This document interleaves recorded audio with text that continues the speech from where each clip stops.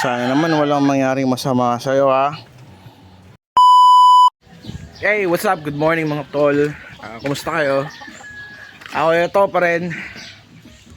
Hindi makamove on. Ito yung Decal Brown, yung Italian Black Australorp natin. Tapos ito rin yung Italian Black Australorp yan. Tapos yung ating yan, Decal White yata yan or Dominant Blue. Di ko alam kung anong line ng manok na yan eh. So sila yung pagkukunan natin ng F1 na 4 egg layers. Yan mga yan, masisipag mangitlog mga yan. Araw-araw sila, legit araw-araw sila nangingitlog.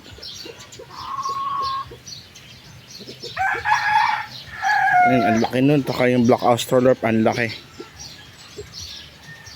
Yung ating quadro. So tapos na ako magpakain dito sa ating lumang pen, breeding pen. Pati yung mga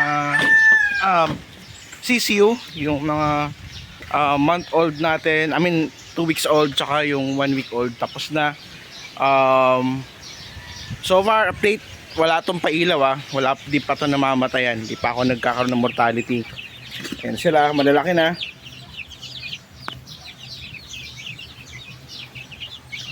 And maliban doon sa isa nating pilay na siso, yung week old natin, tsaka yung yun nga, yung walang mata, yung pala yung mortality natin.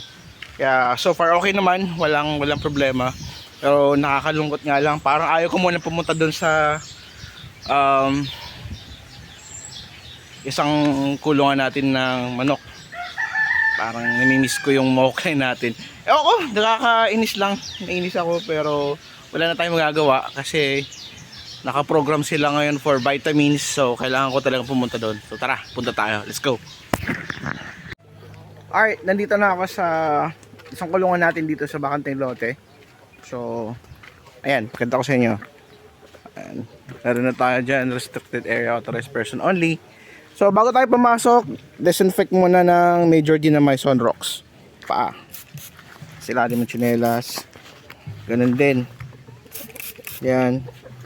Kasi galing tayo dun sa taas. Ayan.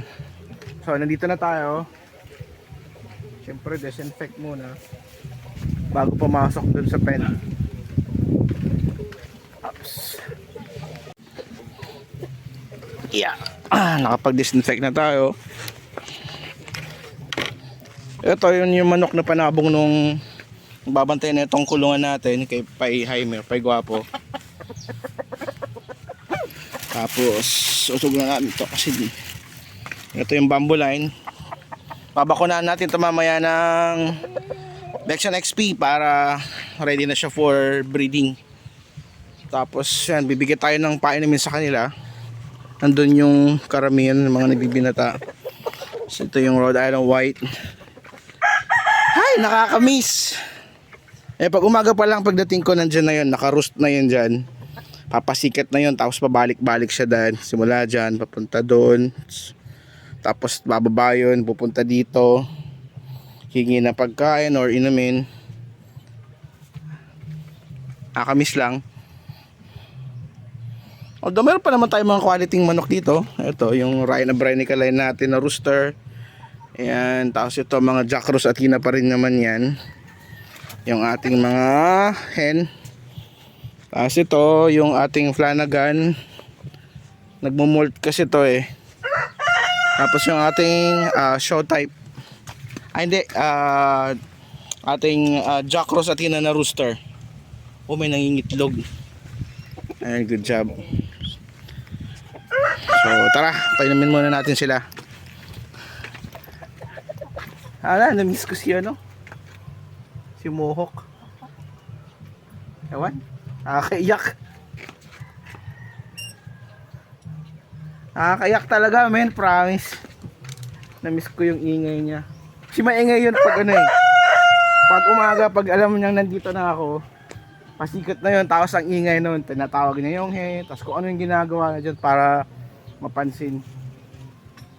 Nakakamiss lang. So mapapaaga yung pagsalang natin nito sa breeding, itong rooster na to. Ano pa lang to, 10 and a half months. Plan ko sana pag 12 months old niya, pero since na yun nga, nawala yung isang rooster natin, siya na yung ipapalit natin dun sa Mohawk na iaasawa natin dun sa Flanagan.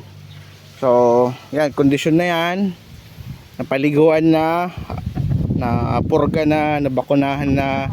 So ready na yan. Pwede na natin siyang ilagay doon sa pen, doon sa breeding pen. Let's go! Sana naman walang mangyaring masama sa'yo, ha. Bamboo line ka, ha. Pasok na natin. There you go. Ang kintab.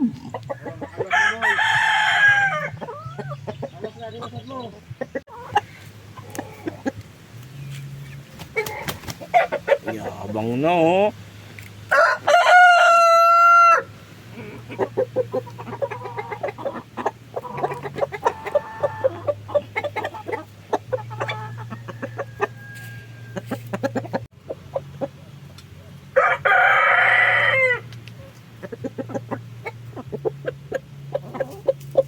Isa sa nakakamiss doon sa Mohawk natin is lagi niyang kaaway itong rooster dito sa kabilang pen. Ayan, nagyayabangan kasi sila. Ngayon ito naman yung pinalit natin, yung ating bamboo line. Sila naman yung nagyayabangan.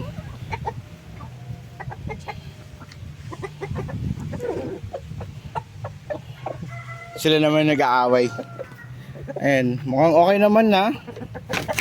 So naipasok na natin yung ating bamboo line sa breeding pen. Dito na siya. Yan o, ganda ng balahibo niya eh. So ating Flanagan. So yan lang mga pards. Yan lang muna yung nakakalungkot na update dito sa ating farm. At wala na tayo magagawa doon, move on na lang. So okay na lahat, na disinfect ko na yung mga kulungan. Wala akong masabi. Nakakamiss talaga yung Mohawk. Kasi alam niya pag nandito ako. Yun lang, maraming salamat sa panonood and God bless you. Ride safe. Happy farming.